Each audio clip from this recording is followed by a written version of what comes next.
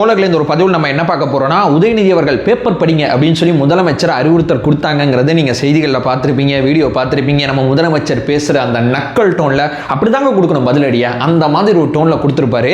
அதை தாண்டி இன்னைக்கு உதயநிதி எப்படிலாம் அடி வாங்கினாருங்கிறத நான் பட்டியலிட்டு பேசணும்னு நினைக்கிறேன். ஏன்னா நான் நிறைய தடவை சொல்லியிருக்கேன், எப்போ உதயநிதி அசிங்கப்பட்டாலும் முதல்ல வந்து அதை ஆவணப்படுத்துறவே இந்த இன்ஃபர்மேட்டிவ் டைரியா தான் இருப்பேங்கிறத நான் சொல்லியிருந்தேன். ஸோ இன்னைக்கு அசம்பிளியில் உதயநிதியை ரவுண்டு கட்டியிருக்காங்க. எல்லாரும் எப்படி ரவுண்டு கட்டியிருக்காங்கிறத ஆணித்தனம் தெளிவாரமா புரிஞ்சுக்கலாம். நம்பர் 1. நம்பர் 2, பிறவி அரசியல்வாதியா முதலமைச்சர் விஜய் அவர்கள் மாறி இருக்காங்க. டெல்லியில இருக்கிறவங்க மிரண்டுகிட்டு இருக்காங்க. திமுக இன்னைக்கு அசம்பிளியில கட்டம் கட்டுறாங்க. அதெல்லாம் கேட்காதப்பா, ஏன்பா கேட்கிற, அந்த தொகுதி மறுசீரமைப்பு பக்கம் போவாதே, ஏன் அந்த பக்கமே எங்களை இழுக்கிற அப்படிங்கிற மாதிரி திமுக இன்னைக்கு ஒரு ஸ்டாண்ட் எடுக்கிறாங்க. இன்னைக்கு துரைமுருகன் அவர்கள் எடுத்த ஸ்டாண்டை பாருங்களேன். இதை பத்தி தெளிவாளமா பார்க்கணும். ஏன்னா பிறவி அரசியல்வாதின்னு நான் சொல்றேன்ல, இதற்கான ஆதாரத்தை இந்த வீடியோவில் நான் சப்மிட் பண்றேன். இது ரெண்டாவது விஷயம்.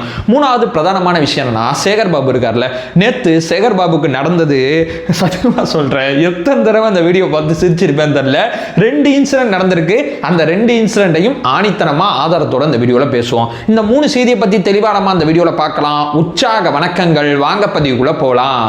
இப்போ முதல் விஷயம் தொடர்களே, first of all Udhayanidhi Stalin அவர்கள் இன்னைக்கு யார்கிட்ட அடி வாங்கினாங்கன்னா, ஃபர்ஸ்ட் சபாநாயகர்கிட்ட அடி வாங்கினாங்க, அதுக்கப்புறம் தான் முதலமைச்சர் அவர்கள்ட்ட அடி வாங்கினாங்க. அப்படிங்கிறது தான் ரொம்ப முக்கியமானது. சபாநாயகர் அவர்கள் ரொம்ப தெளிவாக சொன்னாங்க, ஐயா நீங்கள் கவன ஈர்ப்பு தீர்மானத்தில் பேசுறீங்க. ஒரு அசம்பிளி இருக்குன்னு வச்சுங்களேன் தோழர்களே, கவன ஈர்ப்பு தீர்மானம் இருக்கும், தனிநபர் மசோதா இருக்கும், மானிய கோரிக்கையில் பேசுறது இருக்கும், அதுக்கப்புறம் விவாதங்களில் பங்கேற்று பேசுறது இருக்கும், அதுக்கப்புறம் 0 நேரம் இருக்கும், அதுக்கப்புறம் கேள்விக்கு பதில் சொல்கிற நேரம் இருக்கும். இந்த மாதிரி ஏகப்பட்ட விஷயங்கள் அசம்பிளியில் இருக்குன்னு வச்சுங்களேன். எந்த நேரத்தில் மாண்புமிகு உறுப்பினர்கள் எந்திரிச்சு பேசுகிறாங்களோ அது அந்த சிச்சுவேஷனை அவங்க எந்த பர்பஸ்ல பேசுறாங்களோ அதை பொறுத்து தான் அவங்களுக்கான நேரம் வழங்கப்படும். இப்போ இவர் கவன ஈர்ப்பு தீர்மானம், அரசாங்கத்தோட கவனத்தை ஈர்க்கணும் அப்படிங்கிறதுக்கு ஒரு தீர்மானம் கொடுத்திருக்காரு. அந்த தீர்மான அடிப்படையில் அரசாங்கத்தோட அலுவலில் நம்ம அடுத்த கட்ட விஷயத்தெல்லாம் பண்றதுக்கு முன்னாடி இந்த மாதிரி கவனத்தை ஈர்க்கிறதுக்கு சில விஷயங்கள் வந்து எதிர்க்கட்சிகள் பண்றாங்க. அதற்கு முதல்ல நம்ம பதில் சொல்லிட்டு அதுக்கப்புறம் நம்மளுடைய வழக்கமான விஷயத்தை நோக்கி நம்ம நகர்வோங்கிறத சபாநாயகர் முடிவு பண்றாரு. அப்போ நேரம் ரொம்ப கம்மியா இருக்கும். அந்த நேரத்துக்குள்ள எதற்காண்டி அரசாங்கத்தோட கவனத்தை ஈர்க்கிறீங்கிறத ஷார்ட் அண்ட் ஸ்வீட்டா நீங்க சொல்லணும். இதுதான் நடைமுறை. சட்டசபைக்குள்ள நான் போனது கிடையாதுங்க. அந்த விதிமுறைகள்லாம் படிச்சு பார்க்கும்போதே நமக்கு தெரியுது. ஆனா இவர் துணை முதலமைச்சராலாம் இருந்திருக்காரு. ஆனா இவருக்கு இது தெரியல. இவர் பாட்டு கவன ஈர்ப்பு தீர்மானத்தில் உட்கார்ந்து விவாதங்களை பங்கேற்கிற மாதிரி பேசிட்டே இருக்கார் பட்டியல் போட்டு. அப்பம்போது சபாநாயகர் உட்கார்ந்து கரெக்ஷன் பண்றார். ஐயா நீங்க எந்த மேட்டருக்கு கவனத்தை இருக்கிறீங்களோ அதை மட்டும் சொல்லுங்கய்யா, வள வள வள வளன்னு உட்கார்ந்து பேசாதீங்க, உங்களுக்கான நேரத்தை நான் பின்னாடி தரேங்கிறப்போ ஏன் தலைவனை பேச விட மாட்டியான்னு சொல்லி பின்னாடி கத்துறாங்க திமுகவோட எம்எல்ஏக்கள். சரியான ஃபன்னா இருந்துச்சு. சபாநாயகர் என்ன சொல்ல வர்றாருங்கிற அந்த விஷயத்தை புரிஞ்சுக்காம இவங்க பேசுனது பார்க்கும்போது அவ்வளோ மனதுக்கு வந்து அவ்வளவு ஆனந்தமா இருந்துச்சுங்கிறதா யதார்த்தமான உண்மை. அதுக்கப்புறமா வந்து அப்படியா 4 மேட்டர் மட்டும் சொல்லணுமா, என்ன மேட்டர் சொல்லணும், முதல்ல வந்து மேகதாது விஷயம், அதுக்கப்புறம் வந்து காவிரியில் தண்ணி வராத பிரச்சனை, அதுக்கப்புறம் டெல்டா விவசாயிகளுக்கு ஏதாவது பண்ணுங்க அப்படிங்கிற அந்த கோரிக்கை, பயிர்க்கடன் தள்ளுபடி கோரிக்கை, அதுக்கப்புறம் வந்து வறட்சி நிவாரணம் அறிவிங்கன்னு சொல்லி ஒரு 4 மேட்டரை சொல்றாப்ல. இந்த 4 மேட்டருக்காண்டி நான் அரசாங்கத்தோட கவனத்தை இருக்கிறேன்னு சொல்லும் போது அடி சபாநாயகர் கொடுத்துட்டாரா. அதுக்கப்புறம் இந்த 4 கோரிக்கையில முதலமைச்சர் விஜய் அவர்கள் எந்திரிச்சு முதல் கோரிக்கைக்கு பதில் சொல்றார். நெத்தி அடி எப்படி தெரியுமா அடிச்சாரு, மேகதாது மேட்டர் தானே, இதற்கு அனைத்து கட்சி கூட்டம் கூட்டணும். ஆல்ரெடி நம்ம அசம்பிளியில் ஒரு தீர்மானம் போட்டோம். எல்லா கட்சியோட ஒப்புதலோட தான் அந்த தீர்மானம் அசம்பிளியில் போட்டாச்சு. மேகதாது விஷயத்தில் தமிழ்நாடு ஒரு அணியாக தான் இருக்கு. மேகதாதுல அணை கட்டக்கூடாதுன்னு நம்ம சொல்லியாச்சு. அதுக்கப்புறம் இதுக்கே அனைத்து கட்சி கூட்டம், எனக்கு இந்த விஷயமே புரியல. நீங்க சொல்றீங்க இந்த மாதிரி வந்து தீர்மானம் போட்டு அரசாங்கத்துக்கு, அதாவது யாரு சென்ட்ரல் கவர்மெண்ட்டுக்கு நம்ம 2 தடவை அந்த விஷயத்தை அனுப்பிச்சு வச்சுட்டோம். அதை தாண்டி மிக முக்கியமா கடிதங்கள் எழுதிக்கிட்டு இருக்கோம். அதை தாண்டி மிக முக்கியமா நீதிமன்றத்தில் நம்ம ஒரு வழக்கும் போட்டிருக்கோம். ஏன்னா ஒன்றிய நீர்வளத்துறை அமைச்சர் வந்து சொல்ற பதில் வந்து சரியா இல்லைன்னு சொல்லி ஒரு வழக்கு ஒன்று போட்டிருக்கோம். இப்படி எல்லா பக்கமும் நாங்க ட்ரை பண்ணிட்டு இருக்கோம். எனக்கு எதுக்கு அனைத்து கட்சி கூட்டங்கிற விஷயமே முதல்ல புரியலங்கிறதா முதலமைச்சர் சொல்ல வர்றது. ஒரு அரசாங்கத்துக்கு இந்த சிச்சுவேஷனை எப்படி ஹேண்டில் பண்ண தெல்ல நாட்டி தான் அனைத்து கட்சி கூட்டம் போட்டு எல்லாரோட ஒப்பீனியனும் கேட்பாங்க. இங்க அரசாங்கம் ரொம்ப தெளிவா இருக்கு. நாங்க எந்தெந்த விஷயத்துல எப்படி எந்தெந்த ஆங்கிள் இருக்கணுங்கிறதுல ரொம்ப தெளிவா இருக்கும் போது எதற்கு அனைத்து கட்சி கூட்டங்கிறது தான் தாவேக்காவோட ஸ்டாண்டா இருக்கு. அதுக்கப்புறம் இதுக்கு ஒரு பதில் சொல்லிட்டாரா. இதுல ஒரு முக்கியமான ஒரு விஷயம் சொன்னாரு. அதாவது 1969 நீர்வளத்துறை அமைச்சரா தமிழ்நாட்டில் இருந்தவர் யாரு, கலைஞர். அதுதான் அவர் சொல்ல வந்தாரு.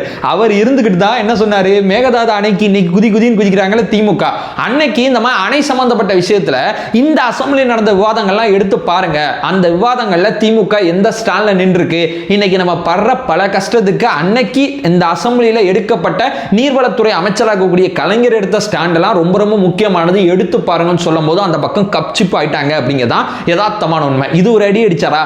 அதுக்கப்புறம் எந்த ஒரு அடி அடிச்சாருன்னா அந்த குறுவை சாகுபடி சம்பந்தப்பட்ட விஷயத்துல சிறப்பு தொகுப்பு நம்ம ஆல்ரெடி அனௌன்ஸ்மெண்ட் பண்ணிட்டோம். அப்போ நீங்க விவசாயிகளுக்கு என்ன பண்ணீங்க, டெல்டால என்ன பண்ணீங்க, என்ன செஞ்சீங்க அப்படிங்கிற கொஸ்டின் கேட்கும்போது பேப்பர் படியா, ஆல்ரெடி இதெல்லாம் அறிவிச்சாச்சு, என்ன பண்ணனா அறிவிச்சதை உங்க கவனத்துக்கு வந்து அரசாணை மூலமா தான் அரசாங்கம் சொல்ல முடியும், என்ன காதுல வந்தா சொல்ல முடியும். இதான் முதலமைச்சர் கேட்ட டோன். சோ ஒரு விஷயம் இருக்குன்னா அதை முதல்ல தெரிஞ்சுக்கிட்டு வந்து பேசுங்க அப்படிங்கிறது முதலமைச்சர் சொன்னாரு. இதை தாண்டி மிக முக்கியமா என்ன சொன்னார்னா, கர்நாடகா நான் போறதை இவ்வளவு கடுமையை எதிர்க்கிறீங்களே, நான் போனா நான் போய் தண்ணி வாங்கிட்டு வரேன், தண்ணி வாங்கிட்டு வரலங்கிறத தாண்டி 2 நாட்டுக்கு நடுவில் போராட்டம் அந்த மாதிரி ஏதாவது நடந்துச்சுன்னா 2 நாடே உட்கார்ந்து பேசிக்கிட்டு இருக்காங்க. 2 மாநிலம் உட்கார்ந்து பேசினா என்ன, நான் தான் இந்த இனிஷியேட்டிவ் எடுக்கணும்னு நினைச்சேன், பட் அதற்கு சரியான சுச்சுவேஷன் இல்லை, போய் பேசினா தவறு கிடையாது, இது நான் செய்யணுங்கிறத ஆசைப்பட்டேன் அப்படிங்கிறத முதலமைச்சர் தெளிவுபடுத்துறாங்க. அதுக்கப்புறம் வந்து பேப்பரை படிங்க அப்படிங்கிற ரிக்வஸ்டோட அவர் உட்கார்லங்க. நீங்க 4 கேள்வி கேட்டீங்க, மேகதாது விஷயத்துக்கு நான் பதில் சொல்லிட்டேன், பயிர்க்கடன் விஷயத்துக்கு வேளாண் துறை அமைச்சர் பதில் சொல்லுவார், காவிரி விஷயத்துக்கு மிக முக்கியமாக பார்த்தீங்கன்னா இவர் நீர்வளத்துறை அமைச்சராக இருக்கக்கூடியவங்க பதில் சொல்லுவாங்கன்னு சொல்லி எல்லாருமே செப்பரேட்டா உதயநிதி கேட்ட கேள்விக்கு பதில் சொல்லிட்டே இருந்தாங்கிறதா யதார்த்தமான உண்மை. அப்போது திமுக தரப்புல ஒரு மேட்டர் சொல்றாங்க, எப்பா அவர் கேட்டது வறட்சி நிவாரணம், நீங்க சொல்றது குறுவை சாகுபடிக்கான சிறப்பு தொகுப்பு, ஒவ்வொரு முறையும் இது தர்றதானப்பா, ஏதோ புதுசா நீங்க தர்ற மாதிரி ஒரு விஷயத்தை கிளப்பி விடுறீங்களே, ஒவ்வொரு முறையும் தர்றதான் டெல்டாக்கு மட்டும் கொடுப்பாங்க, இப்ப டெல்டா அல்லாத பகுதிக்கும் சேர்த்து கொடுத்திருக்காங்க. 132 கோடி ரூபாய் ஒதுக்கீடு பண்ணிருக்காங்க. போன ஆட்சியில எவ்வளவு தூரம் ஒதுக்கீடு பண்ணாங்க, இப்ப எவ்வளவு ஒதுக்கீடு பண்ணிருக்காங்க முதல்ல தேடி பாருங்கிறதா ஐயா செங்கோட்டையன் அவர்கள் கொடுத்த அடுத்தடியா இருந்துச்சு. எப்ப நீங்க வந்து வறட்சி நிவாரணம் கேக்குறீங்க, வறட்சி நிவாரணம்னா செப்டம்பர் மாசத்துக்கு அப்புறம் தான் ஏன் தருவாங்க, அதுக்கப்புறம் தான் வறட்சி சார்ந்த விஷயத்தை நம்ம கணக்கே பண்ணுவோம். அப்பம்போது ஒரு பக்கம் பயிர்க்கடன் சம்பந்தப்பட்ட விஷயத்தை கேட்கும் போது ஐயா அப்படி இல்லை, எல்லா இடத்துலயுமே இன்சூரன்ஸ் பண்ணிக்கிட்டு இருக்கோம், ஸோ விவசாயிகளுக்கு எந்த விதமான பாதிப்பு வராது, அவங்களுடைய இன்சூரன்ஸ் அந்த தொகை இருக்குல்ல அந்த கட்டணத்தை கூட ஒன்றிய அரசும் மாநில அரசும் சேர்ந்து தான் கட்டுறாங்க, விவசாயிகள் கொஞ்சம் பங்களிப்பு இருந்தா போதும், ஒரு பக்கம் இன்சூரன்ஸ் இருக்கு, அப்படியே பாதிப்பு இருந்துச்சுன்னா அந்த பாதிப்பை நம்ம செப்டம்பர் மாசத்துக்கு அப்புறம் கணக்கு பண்ணி அவங்களுக்கு தேவைப்படுற நம்ம நிவாரணத்தை இழப்பீட நம்ம கொடுக்க போறோம், இப்பயே ஏன் குதிக்கிற அப்படிங்கிறதா அங்க சொல்ல வந்த மிக முக்கியமான விஷயமா இருந்துச்சு. ஸோ மேகதாது விஷயத்துல கலைஞர் அவர்களை இழுத்து பேசினது, அதுக்கப்புறம் குறுவை சாகுபடி அடுத்தடுத்த ஸ்டெப்லாம் கேட்கும்போது ரொம்ப முக்கியமா ஐயா செங்கோட்டையன் அவர்கள் ஒரு பக்கம் பார்த்தீங்கன்னா வேளாண் துறை அமைச்சர், நீர்வளத்துறை அமைச்சர், ஒரு பக்கம் முதலமைச்சர் விஜய் அவர்கள் சொல்லி எல்லாருமே சுத்தி உதயநிதி அவர்களை அடிச்சோன்னா அவர் கேட்ட 4 கேள்விக்கு தரமான பதில் அசம்பிளிலே கிடைச்சிருச்சுங்கிறதா யதார்த்தமான உண்மை. இது நான் சொல்ல வர முதல் பாயிண்ட். இப்போ 2வது ஆக்சுவலா பிறவி அரசியல்வாதி விஜய் என்ன அப்படிங்கிறத நான் ஏன் சொல்கிறேன்னா அந்த சைடில் போடுறேன். நாளைக்கு வந்து நம்ம தமிழ்நாடு அரசு சார்பாக, அதாவது முதலமைச்சர் விஜய் அவர்கள் நாடாளுமன்றத்தோட மக்களவை மாநிலங்களவை எம்பிக்களோட கூட்டத்தை கூட்டுறாங்க. இந்த மக்களவை மாநிலங்களோட எம்பிக்களோட கூட்டத்தை ஏன் கூட்டுறாங்கன்னா, தொகுதி மறுசீரமைப்பு அப்படிங்கிற விஷயத்தில் நம்ம மாநிலத்தோட உரிமை போயிடக்கூடாது அப்படிங்கிறதுக்காண்டி இப்போ டெல்லியில் என்ன பண்ணுறாங்க, சுதந்திர நாள் இருக்குல்ல, அதாவது நம்ம ஆகஸ்ட் 15க்கு அப்புறம் 3 நாள் சிறப்பு கூட்டத்தொடர் வந்து கூட்ட போகிறாங்க அப்படிங்கிற தகவல் வந்துகிட்டு இருக்கு. இந்த செய்திக்கு அப்புறம் நம்ம முதலமைச்சர் என்ன பண்ண போறாங்க, ஏன்னா நமக்கு பெருசா தாவேக்கல எம்பி இல்ல, நம்ம எப்படி அந்த மோடி அமித்ஷாவோட பிளானை நம்ம உடைக்கிறது, திமுக வந்து முன்னாடி வந்து இந்த பேன் நீட் ஃபேர் நீட்னு ஒரு பிரச்சனை போயிட்டு இருந்துச்சுல, அது மாதிரி முன்னாடி என்ன சொன்னாங்கன்னா நாங்க டீலிமிட்டேஷனை எதிர்ப்போம், எந்த பிரச்சனையும் இல்லை, இப்போ என்ன ப்ராசஸ்ல கொண்டு வராங்க, எந்த ஆங்கிள் கொண்டு வராங்க, அதெல்லாம் படிச்சு தாங்க முடிவு பண்ணணும் அப்படிங்கிறத இவங்க சொல்றாங்க. நம்ம அப்பையில இருந்து தாவேக்கா இப்போ வரைக்கும் என்ன சொல்லிட்டு இருக்காங்கன்னா, முதலமைச்சர் விஜய் அவர்கள் நீங்க அந்த கடிதத்தை அப்படியே படிச்சு பாருங்களேன், நம்மளோட ஸ்டாண்ட் ரொம்ப தெளிவா இருக்கு, எதையுமே பண்ண வேணாம், 543 எம்பிக்கள் இருக்காங்களா இந்தியாவில், அப்படியே பாஸ் பண்ணுங்க, ஆணியே புடுங்குவோம்னா நம்ம சொல்லுவோம்ல, அந்த மாதிரி ஒரு விஷயம் தான் இது. ஏன் நம்ம அந்த ஸ்டாண்ட் எடுக்கிறோம்னா, இருக்கிறவங்க பேசுறதுக்கே அங்க முதல்ல இடம் இல்லை, அதாவது பேசுறதுக்கான நேரம் இல்லை. இப்போ வந்து இடத்த மாற்றி அமைச்சிட்டீங்கன்னா பேசுறதுக்கான நேரம் என்ன, ஒரு நாளைக்கு 24 மணி நேரம் தான், அது அப்படியே மாறிடுமா அப்படின்னு கேட்டீங்கன்னா அது மாறாது.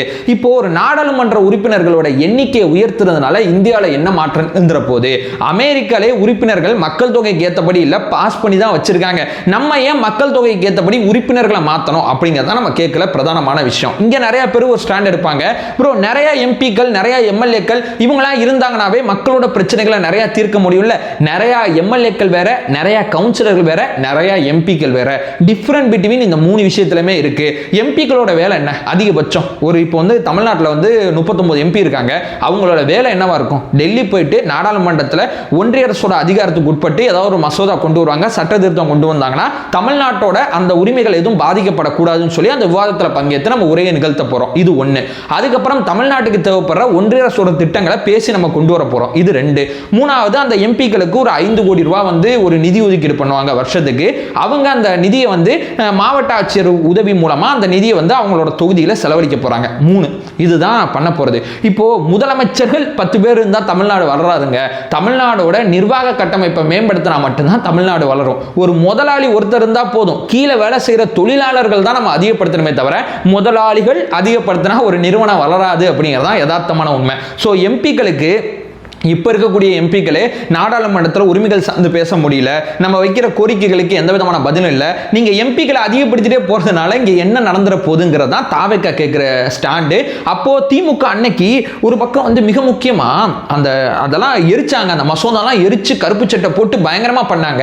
இன்னைக்கு வந்து அப்படியே அமைதியாக இருக்கும் போது தான் நமக்கு ஒரு பெரிய கேள்வி இருக்குது. ஏன்னா திமுக 22 எம்பிக்கள் இருக்குது, சாதாரண விஷயம் கிடையாது. திமுக கூட்டணியில் காங்கிரஸ் இருக்காங்க, காங்கிரஸ் இப்போ தாவேக்கா பக்கம் வந்துட்டாங்க, ஐஎம்எல் நம்ம பக்கம் வந்துட்டாங்க, இந்த மாதிரி வந்து மதிமுக நம்ம பக்கம் வந்துட்டாங்க, விசிகா இருக்காங்க, சிபிஎம் இருக்காங்க. இவங்க எல்லாருமே நாளைக்கு கூடப்படுற அந்த கூட்டத்தில் கலந்துப்பாங்கிறத நம்ம நம்பலாம். ஆனா திமுக தான் அதிகமான எம்பி இருக்கு. அப்ப திமுக ஸ்டாண்ட் என்ன? திமுக ஏன் அமைதியா இருக்கு? ஒருவேளை இந்த இடத்துல பாஜகவை ஆதரிக்க போதா அப்படிங்கிற அந்த சந்தேகம் வலுவா எழ ஆரம்பிச்சிருக்கு. ஏன்னா முன்னாடி பாஜகவால அந்த மசோதா வந்து நிறைவேற்றவே முடியாது, 3ல் 2 பங்கு அவங்களுக்கு தேவைப்படும்.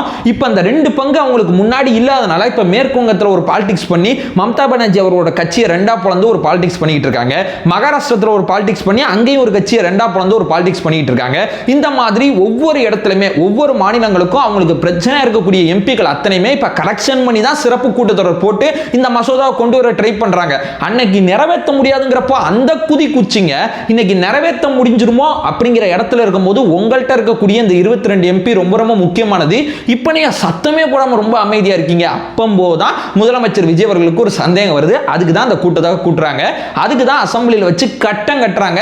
இப்போ வரைக்கும் அதுக்கான சரியான பதில் இல்லை. இந்த கூட்டத்துக்கு வாங்கன்னு கூப்பிட்டா மேகதாதுக்கு தனியாக ஒரு கூட்டம் போடுங்கிறாங்க. ஏப்பா உங்களை நம்ப முடியாது, நீங்க வேற ஏதோ யோசிச்சுட்டு இருக்கீங்க அப்படிங்கிறதா இங்க நம்ம சொல்ல வர்ற மேஜரான விஷயமா இருக்கு. தாவேக்காவோட நிலைப்பாடு என்னன்னா, அடுத்த 50 வருஷத்துக்கு 543 எம்பிக்களே இருக்கட்டும், நிறைய அரசூழியர்கள் வேணும், நிறைய வந்து அரசோட கட்டமைப்பை மேம்படுத்தணுமே தவிர எம்பிக்களை ஏத்திக்கிட்டே போறதுனால இங்கே எந்த புண்ணியம் இல்லை அப்படிங்கிறதான் யதார்த்தமான உண்மை. இது 2வது விஷயம். திமுக என்ன பண்ண போகுதுன்னு தெரியல. இப்போ டெல்லி வந்து திமுக கரெக்ட் பண்ணால் அந்த ப்ராப்ளம் சரியாயிடுச்சுன்னு நினச்சிச்சு. ஒரு பக்கம் நான் இருக்கேன்ப்பா விஜய், நான் இருக்கேன், நான் இருக்கிற வரைக்கும் உன்னால் இந்த மசோதாவை நிறைவேற்ற முடியாது, தமிழ்நாட்டோட உரிமையை நான் விட்டு கொடுக்க மாட்டேன் அப்படிங்கிறதுல விஜய் அண்ணா ரொம்ப தெளிவாக இருக்காங்க. டெல்லி இப்படியே பார்க்குது, என்னப்பா இந்த மனுஷன் இந்த அடி அடிக்கிறாரு, இந்த மனுஷன் ஆபத்துங்கிறது முன்னாடியே தெரியும், தக்க சமயத்தில் அடிக்கும் போது டெல்லிக்கு பயங்கரமாக கோவம் வந்துகிட்டு இருக்கு அப்படிங்கிறதான் யதார்த்தமான உண்மை. ஸ்டாலின் அவர்கள் அமைதியாகிறாங்க, விஜய் அவர்கள் எந்திரிக்கிறாங்க. இதுதான் பாலிடிக்ஸோட மிக முக்கியமான ஒரு கரெக்டான நேரத்தில் விஜய் நான் எந்திரிக்கிறாருங்க. மசோதா நிறைவேற்றவே படாத போது எரிச்சு பயங்கரமான அரசியல் பண்ண ஸ்டாலின் அவர்களை கூட காம்ப்ரமைஸ் பண்ணிட்டோமே, இன்னைக்கு மசோதா நிறைவேற்றப்படலாம் அப்படிங்கிற இடம் வரும்போது கரெக்டாக விஜய் வந்து அடிக்கிறாரு அப்படிங்கிறது தான் டெல்லியோட பெரிய தலைவலியா இருக்கு. இது நான் சொல்ல வர 2வது பாயிண்டா இருக்கு. இப்போ 3வது கடைசியான விஷயம் சுருக்கமாக தெளிவாக சொல்லிடுறேன். நேற்று அசம்பிளியில் எதிர்கட்சி தலைவர் வந்து இந்த வேளாண் பட்ஜெட்ல ஒன்றும் இல்லை, அது இல்லை, இது இல்லைன்னு வழக்கமாக பேசுவாங்கல்ல, அப்படி பேசுறதுக்கான ஒரு செக்ஷன் போல அதுக்கு வந்து செய்தியாளர் சந்திப்பில் வந்து நிக்க வராரு. நிக்க வரும்போது அவர் பக்கத்துல யார் நிக்கிறதுங்கிற போட்டி எப்போதுமே நடக்கும் போல ஒரு வீடியோ ஒன்று போடுறேன், இந்த வீடியோ பாருங்களேன்.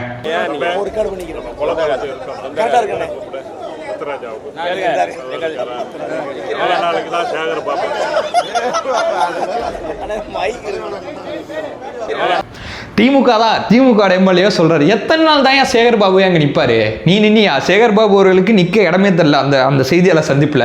பின்னாடி வந்து அப்படியே ஓரமா நின்னாரு. ஒரு கட்டத்துல என்னடா முன்னாடி வர விட மாட்டீங்க அப்படின்னு சொல்லி போயிட்டாருங்க. அந்த செய்தியாளர் சந்திப்புல சேகர் பாபு வந்து கொஞ்ச நேரம் தான் இருந்திருப்பாரு, அதுக்கப்புறம் கிளம்பி போயிடுவாரு. இப்படி துக்கமா இருக்காரு, என்னடா கட்சிக்குள்ளே நீ போட்டு இந்த அடிக்கிறீங்கன்னு சொல்லி சேகர் பாபு ஐயா ரொம்ப வருத்தமா இருந்தாரா. அதுக்கப்புறம் என்ன பண்றாரு, கோவிலுக்கு போயிடலாம்னு சொல்லி திருத்தணின்னு நினைக்கிறேன், திருத்தணி கோவிலுக்கு போறதுக்கு போயிட்டு இருக்காரு. போய்கிட்டே இருக்கும்போது இல்லைங்க காரோட போகாதீங்க, கொஞ்சம் ஹோல்டு பண்ணுங்க, உள்ள கொஞ்சம் கூட்டமா இருக்கு அப்படின்னு சொல்லி அந்த காரை நிப்பாட்டுறாங்க. நிப்பாட்டி ஒரு போலீஸ்கார் வந்து பேசுறாரு. பேசும்போது சேகர் பாபு ரியாக்ஷனை பாருங்களேன். என்னையா தடுத்துட்டீங்க, என்னையே தடுக்கிறீங்க, நான் எவ்வளோ பெரிய ஆள் தெரியுமா, அவரோட ரியாக்ஷன் எல்லாமே இப்படி தான். ஓ நம்ம மந்திரி கிடையாதா? ஆமா இல்லை, நம்ம மந்திரியாக இருக்கும்போது மக்கள்லாம் எவ்வளோ திட்டிட்டு போனா, கியூவில் நின்றுனா ஆகணும்போ, அப்படி தான் பேசிகிட்டு இருந்தோம். இன்னைக்கு நம்மளை நிப்பாட்டிட்டாங்க அப்படிங்கிற மாதிரி இவர் இருக்கும்போது இவரால் அந்த விஷயத்தை அக்செப்ட் பண்ணிக்கவே முடியல போல. அவரோட மூஞ்சியோட ரியாக்ஷன் தான் நேற்று முழுக்க ட்ரெண்டிங்காக இருந்துச்சு. நான்லாம் எத்தனைக்க பார்த்தேன் தெரியுமா? மக்களை வருத்தப்படுத்தி, மக்கள் லைனில் இருக்கும்போது ஒரு இடத்துல நிற்கும் போது கோவிலுக்கு போய் தரிசனம் பண்ணுற மக்களுக்கு வசதி ஏற்படுத்தி கொடுக்காம எவ்வளவு துன்பப்படுத்துனீங்க. நீங்கள் இன்னைக்கு ஒரு கூட்டம் காரணமாக ஓரமாக நிற்க வரமா, அரை மணி நேரம் நின்றுருக்காரு, அதுக்கப்புறம் போயிட்டாரு. ஆனால் அரை மணி நேரம் கூட அவரால் நிற்க முடியல. ஆனால் அரை மணி நேரம் நிப்பாட்டி காமிச்சாங்கல்ல. ஏன்னா எல்லாருக்கும் ரூல்ஸ் தான். திடீர்லாம் உள்ள போக முடியாது. நீங்க நின்று இங்க உட்காந்து பார்த்த பிறகுதான் அதை செய்ய முடியுங்கிறப்போ அவரால் அதை ஏத்துக்க முடியல. நேற்று ஒரே நேரத்தில் இந்த சேத்துலேயும் அடி வாங்கியாச்சு, சொத்துலேயும் அடி வாங்கிச்சுப்பாங்கல்ல, அந்த மாதிரி ஒரு விஷயம் தான் சேகர் பாபு அவர்களுக்கு நேற்றைய தினம் நடந்துச்சு.